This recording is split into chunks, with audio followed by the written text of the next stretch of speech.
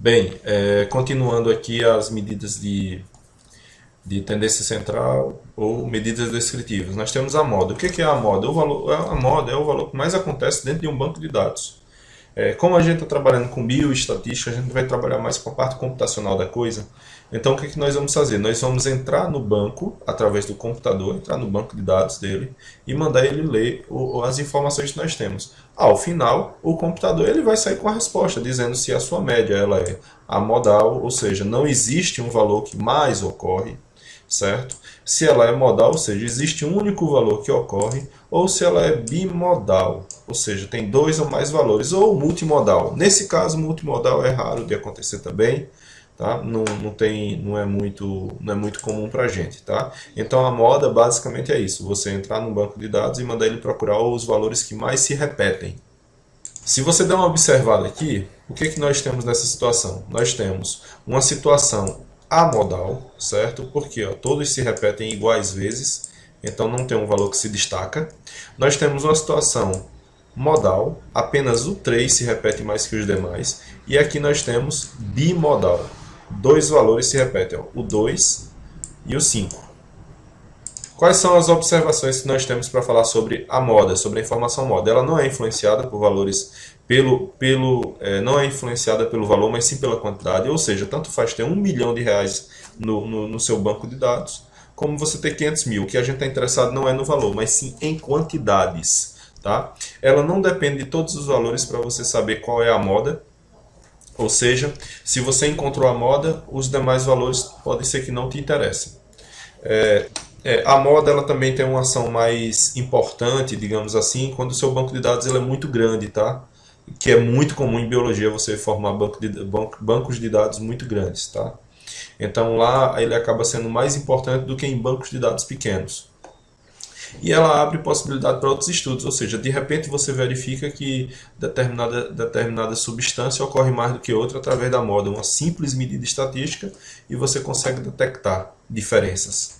Bem, aqui é outra medida descritiva, a gente tem a mediana, tá? O que é a mediana? A mediana ela é o valor de x que ocupa a posição central dos seus dados. Ou seja, ela vai cortar os seus dados exatamente ao meio. Da seguinte maneira, o que estiver à direita tem 50% das informações e o que estiver à esquerda também tem 50% das informações. Então a mediana é um ponto x em uma sequência numérica que divide os seus dados ao meio. Veja só o desenho. Bom, aqui nós temos 4 informações, certo? E aqui nós temos 4 informações. A sua mediana é o x com um tiozinho em cima. Deixa eu botar esse tio direito, assim, tá? Vai ser um tio aqui para indicar que é a mediana. Aí vem um problema. Quando os seus dados forem pares, o que vai acontecer? Você vai pegar esse x e esse x aqui, somar eles, ó, como está escrito aqui, ó, soma os dois e dividir por 2. Quando ele for ímpar, você simplesmente o dado do meio, ou seja, em uma sequência de 9 observações, o seu ponto do meio é 5. Se você tivesse 10 observações, é um número par, então você teria que pegar o valor 5 e o valor 6, somar, dividir por 2, que daria 5,5. Então você teria 5 dados para a direita, 5 dados para a esquerda. Lembrando, ímpares vai ser sempre o ponto do meio. Pares você vai pegar 2 pontos e dividir por 2. Bom, separatrizes é uma consequência da mediana. Vejam só, separatrizes elas vão ser blocos de informações que vão ser cortadas em 25%. Então, se você tem um bloco de informações, digamos, você consegue pegar seus dados e dividir esse banco de dados em 4 regiões. Vamos botar aqui 1, 2, 3 e 4. Então, aqui dentro ó, você tem blocos de informações. Aqui também você tem blocos de informações e blocos de informações, certo? O que acontece? Nessa primeira aqui, é a primeira parte do seu bloco, segunda, terceira e quarta parte. Esse ponto aqui que corta os seus dados, a gente chama de quê? A gente chama de quartil 1. Por quê? E você tem o quartil, você tem o decil e você tem o percentil. Quartil porque são 4 partes, certo? Decil porque você dividir em 10. Percentil porque você dividiria em 100. Eu nunca vi ninguém dividir em mais do que 4. Então o que vai acontecer? Você tem que definir quem é esse quartil, depois você define quem é o segundo quartil e você define quem é o terceiro quartil. Então, quantos quartis você necessita? Você necessita de 3 quartis para definir 4 partes. Quantos decis você precisa para definir 10 partes? 9. Quantos percentis você precisa para definir 100 partes? 99. Então, sempre você desconta uma unidade para saber quantas vezes você passaria a faca nos seus dados. O que acontece aqui em relação aos pesos estatísticos ou às probabilidades? É o seguinte, essa contribuição aqui é de 25%. Essa contribuição aqui é de também 25%. E essa contribuição aqui 25%. Obviamente, essa região também tem um peso estatístico de 25%. As contribuições dentro de cada caixa elas são iguais, ou seja, tem o mesmo peso estatístico. Por quê? Porque a gente seria importante nós cortarmos os dados em 4 partes. Porque se você consegue cortar em 4 partes, você consegue ver melhor onde é que os dados estão se concentrando.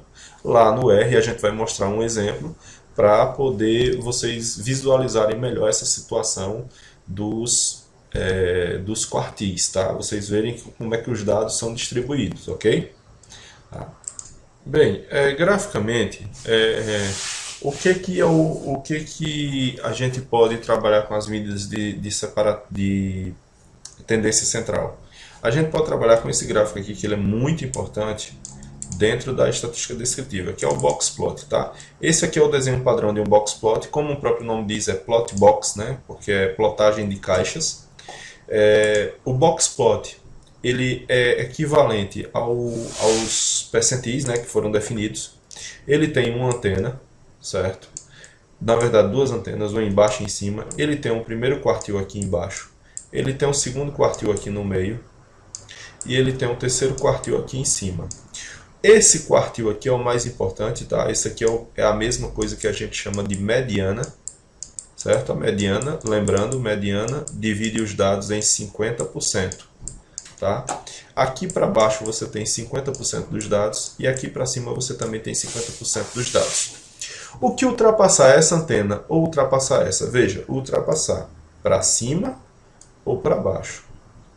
O que ultrapassar para cima ou para baixo a gente chama de anomalia ou outlier, como vocês queiram. Quer dizer o seguinte, que alguém ou é muito ruim, está aqui embaixo e está fora da normalidade, vou tirar isso, tá? Ou alguém é muito ruim e está fora da normalidade, ou alguém é muito bom e está acima da média, certo? Então o box plot, ele também representa isso, ele serve para tirar essas medidas. Aqui dentro, ó, esse intervalo aqui, ó, dessa antena até esse ponto aqui tem 25% dos dados. Esse intervalo também tem 25% dos dados, aqui tem 25% e aqui eu também tenho 25% dos meus dados. Ou seja, se eu somar tudo aqui, eu vou ter 100% das minhas informações. Então, o boxplot ele consegue descrever 100% dos dados. Qual é a vantagem do boxplot? A vantagem do boxplot é que eu consigo descrever grandes volumes de dados em uma tacada só. Em vez de fazer uma tabela, uma lista, alguma coisa assim, eu posso resolver tudo com boxplot, certo? Esse aqui é um exemplo que eu posso até fazer no R aqui rapidinho para a gente brincar um pouco com o R. Mas a gente vai fazer o seguinte, eu vou postar um vídeo resolvendo esse exercício aqui para vocês compreenderem melhor como é que a gente vai plotar o nosso boxplot, tá bom? Medidas medidas descritivas a gente vai ficar por aqui, tá? Eu agradeço pela atenção e os próximos vídeos que vocês vão ver serão exercícios sobre esses temas. Obrigado, até mais.